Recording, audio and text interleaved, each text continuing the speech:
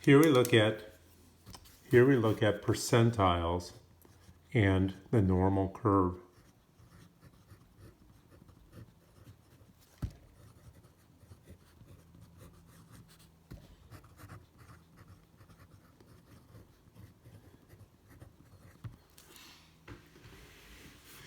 I'd like to just start with an example.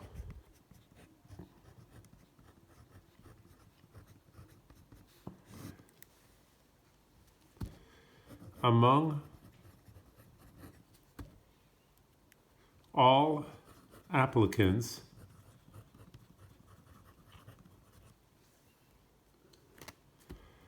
to a certain university,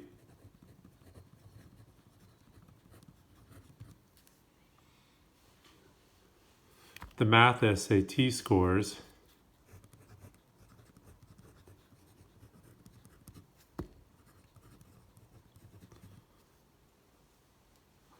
averaged 535. The standard deviation, maybe I'll put a semicolon there, the standard deviation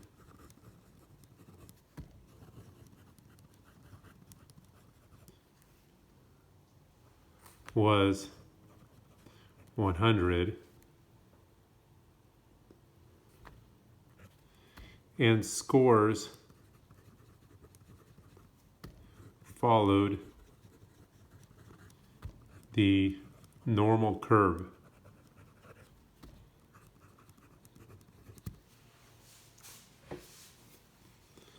A, if a student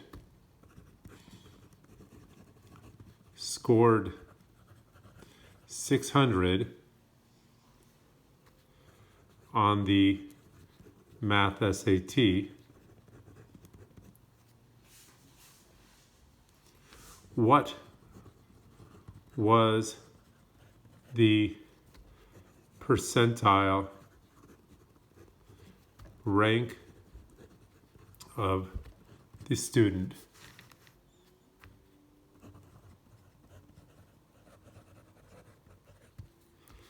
Okay, so what I'm going to do is, like I always do or like to do, is draw a picture of this. And I like to do things, if it's easy to do. I don't want to do something that's too difficult, but that's super easy, I think. Just draw that bell-shaped curve. 535 goes in the middle. And the standard deviation is sort of easy here to work with because it's 100. So one standard deviation beyond 535 is 635. So maybe I won't put that there. But anyway, here's 600. That's this person's SAT score.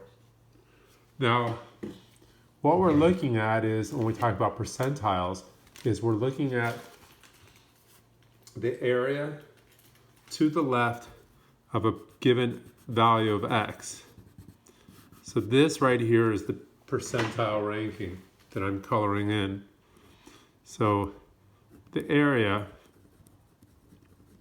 is the percentile rank. It's saying if this person had 600 on the SAT, they are some percent greater than everybody else who took the SAT.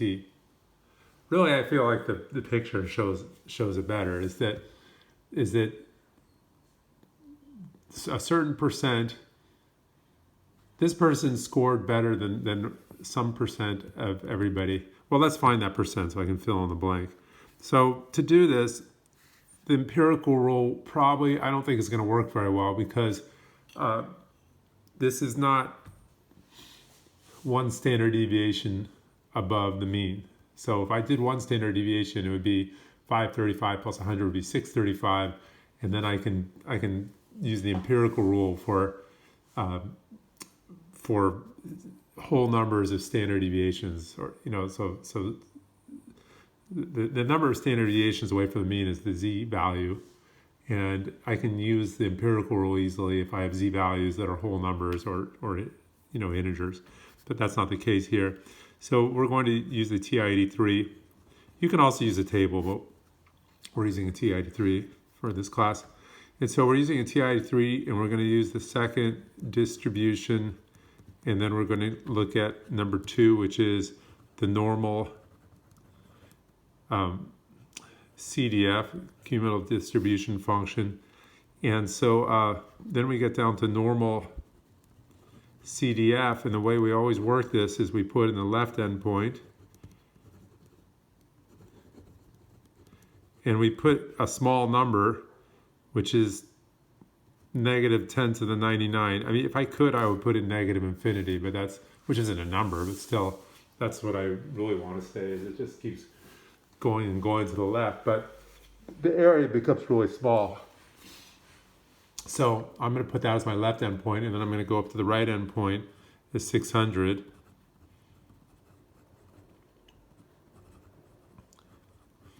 And then I'm going to put the mean, which is 535, and the standard deviation, which is 100. So it's really important that we get the order of those straight. And if I haven't done those in a while, I forget the order, and that's not so good. But I end up looking that up on the internet for trying to remember what order to put those in.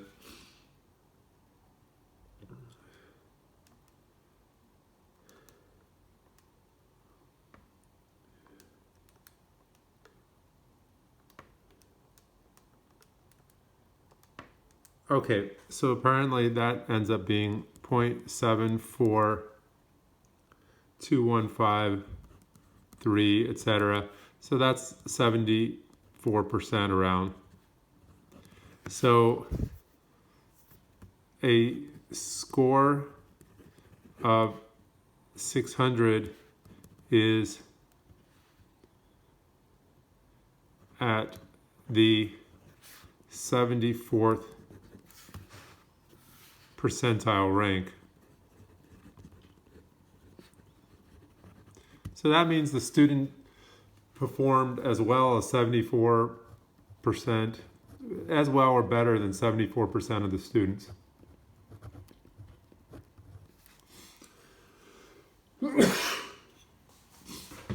Okay, so let's do another problem. In this next problem, we're going to be given the percentile rank, and we're going to try to figure out what score that corresponds to.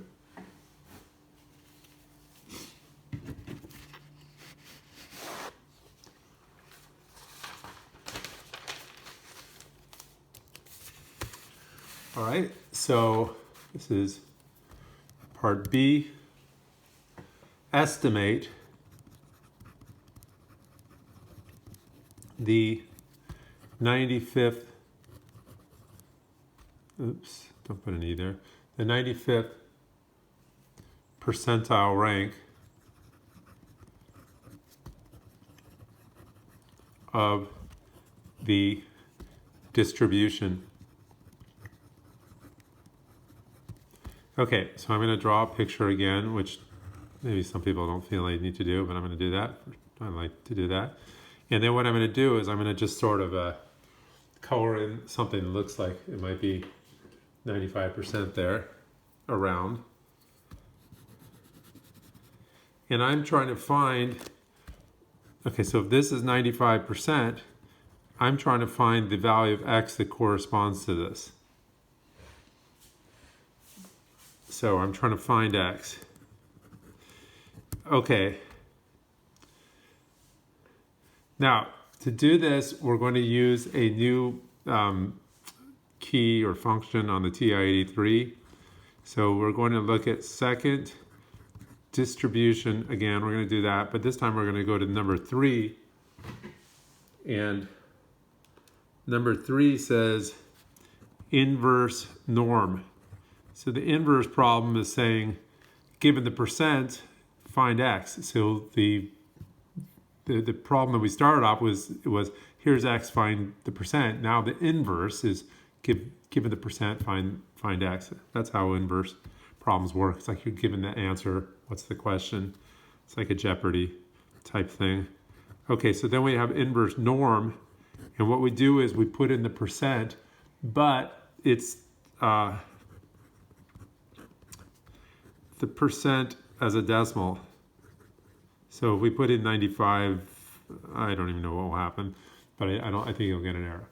So if you put 0.95, and then we put in the mean, which was 535, and the standard deviation, which was 100, and we should be good to go here.